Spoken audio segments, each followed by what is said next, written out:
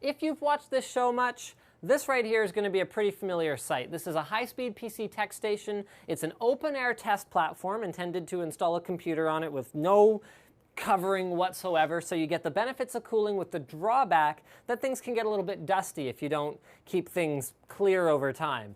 Okay, so the advantages are quick hardware swaps and cooling, and disadvantages being that, well, dust, and in this case, it's pretty ugly, pretty industrial looking.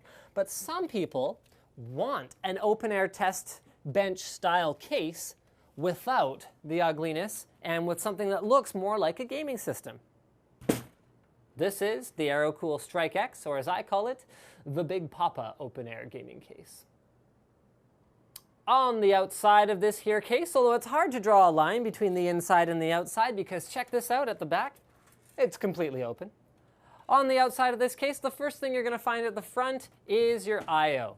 One USB 3 port, 3 USB 2 ports, headphone and microphone ports, as well as front power and reset switches. This might remind you a little bit of the Antec skeleton, but definitely with more of a gaming look and feel to it with the black and red color scheme. The next thing you're going to find on the outside is a full mesh top cover that lifts up a little something like that to reveal a 200mm fan that, according to Aerocool's website, is put there to keep any heat from accumulating anywhere near your motherboard or CPU. The fact that it's angled is going to allow the air flow to go sort of down towards your components. This is the CPU socket area here, and then directly out the back we've got vented PCI slots. We've got, well, a completely open side right here, so I don't think we should be too worried about any heat accumulating really much of anywhere.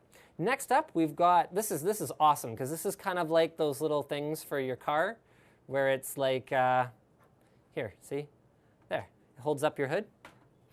You have the option also of installing this facing top down instead of at an angle, so that way it's blowing just generally down at the system. So that's going to provide more cooling for things like the graphics card area, as well as, well, generally more cooling for the graphics card area, as well as more of an omnidirectional flow as opposed to being aimed out the back. So that's controlled with a little thumb screw right here.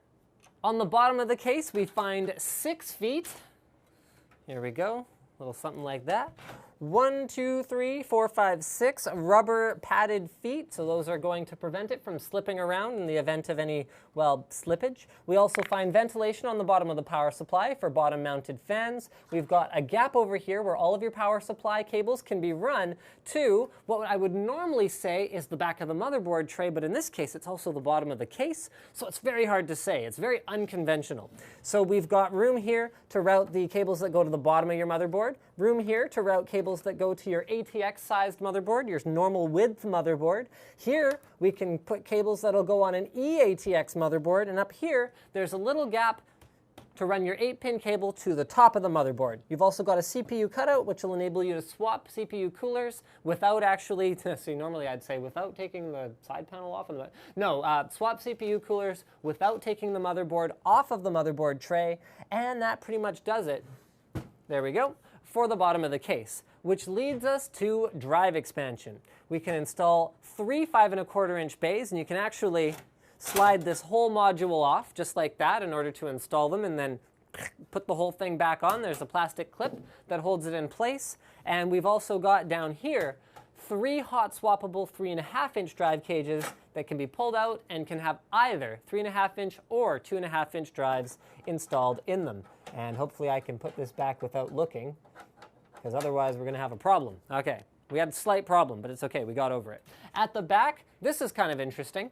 There is a spot to slide in your power supply, and they also have plastic clips. So check this out. Little power supply holders, so to speak. So it comes with not 1, not 2, but 3 of them. So you could actually swap power supplies just by installing a plastic clip, just like this, and then swapping out a different power supply by installing a different plastic clip. It should be noted that the power supplies don't screw in except to the back of the plastic clip, so I wouldn't really recommend building a system in this and then shipping it somewhere. for example, because then you might have a bit of a problem. Here at the back, we find those vented PCI slot covers I talked about before. There are 10 of them for even the largest XL-ATX motherboards, and they use plastic thumb screws, so you don't have to use any tools to get your cards in and out. The last thing we find on the back of the case right here are water cooling grommets. So if you needed to run an external water cooler and you didn't find that there was enough space in the case otherwise to run the tubing out of it, then you could definitely run them through those holes. However, it's highly optional whether you do that or not. It should be noted that that's not it's not the weirdest water cooling grommet holes we've ever seen. There was one case we encountered once that had one water cooling grommet hole in the back, so the idea was, I guess, that the fluid came in and never left. At least with this case, if the fluid comes in, it would be leaving because it is open, it is airflow happy, and it is the Aerocool Strike X.